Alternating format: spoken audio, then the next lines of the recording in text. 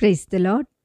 శ్రీమతి Charles Cowman గారి రచనల నుండి ఎడారిలో సెలయేర్లు అను గ్రంథము నుండి అనుదిన ధ్యానములు.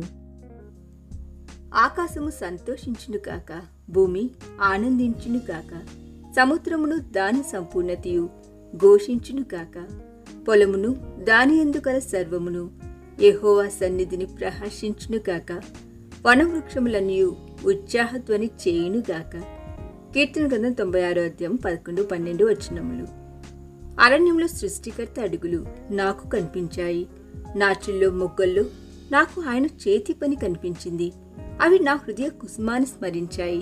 మెత్తగా పరదేశు సంగీత సరాగాలను వినిపిస్తూ శ్రావ్యంగా పిల్లగాలుల కదలికలకు వినిపించే చెట్ల ఆకుల గలగలలు వినిపిస్తున్నాయి. దూతాళి సమూహపు రెక్కల శబ్దాల్లా పరవళ్ళు తొక్కుతూ ప్రవహించే నదీ జలాల సవడులు వినవస్తున్నాయి.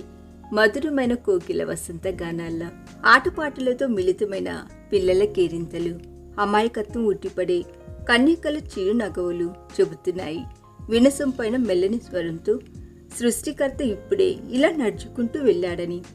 స్కాట్లాండ్లోని పర్వత శిఖరాల మధ్య నివసించే ఒక వ్యక్తి ప్రతి ఉదయం తన గుడిసె బయటకు వచ్చి తన టోపీని తల మీద నుండి ప్రక్కకు తీసి ప్రకృతి అందాలను వీక్షిస్తూ కాసేపు నిలబడేవాడు. అలా ఎందుకు చేస్తున్నావని అడిగినప్పుడు ఆ వ్యక్తి ఇలా జవాబిచ్చాడు: ప్రతి ఉదయం నేను నా గుడిసె బయటకు వచ్చి ప్రకృతి సౌందర్యాలను ఆస్వాదిస్తూ పరవశించిపోతాను. ఆ సమయంలో నేను నా టోపీ తీసి వాటి సొగసులకు జోహాలు కొడుతూ తన్మయత్వంతో నిలబడతాను.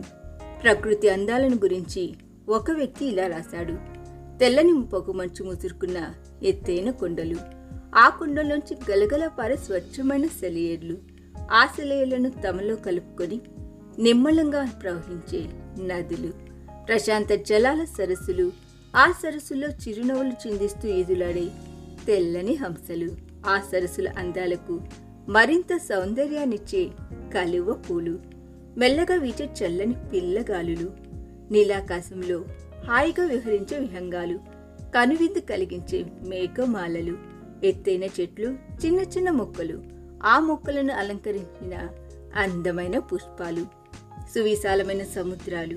ఆహా, ప్రకృతి ఎంత సుందరమైనది! ప్రకృతి అందాలలో దేవుని స్వర సరాగాలు ఎంత శ్రావ్యంగా వినిపిస్తున్నాయి. ఆస్వాదించే హృదయానికి ఈ ప్రకృతి అంతా ఒక భూతల స్వర్గమే. దేవుని ఉనికిని విశ్వసించని నాస్తికుడు నిజంగా పిచ్చివాడే, నిజంగా బుద్ధిహీనుడే వాడు.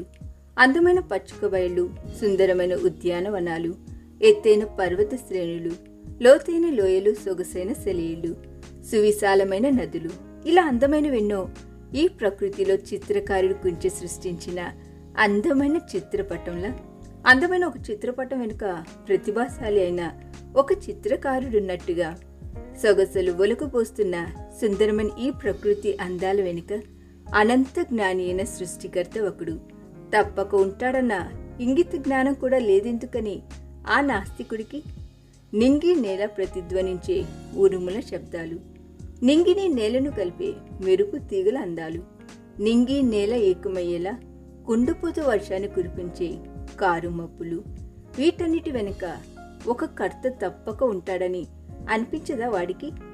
వర్షం ఆగిపోయాక సువిశాలమైన నీలాకాశాన్ని అందంగా అలంకరించే రంగురంగుల వరుణ ధనుసు, పగటిపూట వినీలాకాశంలో విహంగాల కదలాడే తెల్లటి మేఘమాలలు, నిశ్శబ్ద నిశీది వేళల్లో వినివీదిన ప్రకాశమానంగా కనిపించే నక్షత్ర సముదాయం, వీటన్నిటి వెనుక ఒక సూత్రధారి ఉన్నాడన్న ఆలోచన రాదా అతడికి? వీటన్నిటి వెనుక సృష్టికర్త హస్తముందన్న తలంపు కలగదా అతడి మనసుకి? భీకరంగా చెలరిగే హోరుగాలి తుఫానుల్లో, ఉవ్వెత్తున పైకి లేచే కడలి కెరటాలలో, వరుణ దారలలో, వరద జలాలలో, ఈ విశాల విశ్వంలోని అణువులో సృష్టికర్త హస్తం జ్ఞానమున్న ప్రతి ఒక్కడికి తప్పక కనిపించాలి. అందమైన ముత్యాలెన్నో, అద్భుతమైన రత్నాలెన్నో వ్యర్థంగా పడున్నాయి. సముద్రపు చీకటి గుహల్లో పరిమళాలను వెదజల్లే పసందైన పుష్పాలెన్నో కానరాకుండా దాగున్నాయి కాకులు తూరని కారడువుల్లో. ఈ దిన ధ్యానము మనందరి ఆత్మీయ జీవితమునకు ఆశీర్వాదకరముగా ఉండునుగాక. ఆమేన్.